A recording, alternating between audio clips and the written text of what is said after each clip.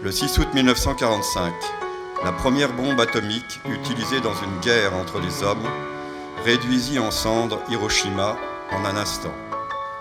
Les Hibakusha, qui parvinrent à survivre, racontent ce qui leur est arrivé et appellent sans cesse à la paix avec cette conviction: personne d'autre ne doit souffrir comme nous avons souffert.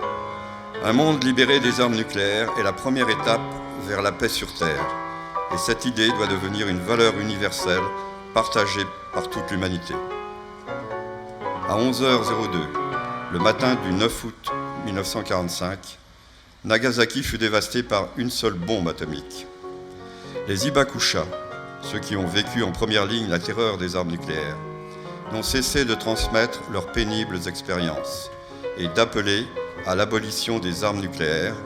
Sa sainteté le pape François a déclaré: un monde sans armes nucléaires est possible et nécessaire. Inspiré par les mots du pape François, nous, civils et citoyens, nous devons nous liguer et continuer à élever nos voix pour réaliser l'abolition des armes nucléaires aussitôt que possible. Les efforts inestimables de chaque personne peuvent devenir une formidable force motrice qui nous conduira à la paix.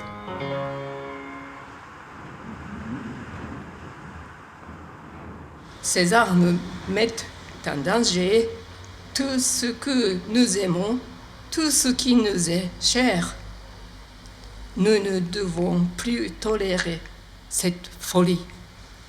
Les armes nucléaires et radioactives sont des armes horribles. Non seulement elles peuvent massacrer des centaines de milliers et des millions de personnes d'un seul coup, mais en plus leur radioactivité attaque l'ADN des cellules, provoquant des maladies fatales comme le cancer, les maladies cardiovasculaires et pire que tout, les anomalies génétiques et la naissance d'enfants monstrueux.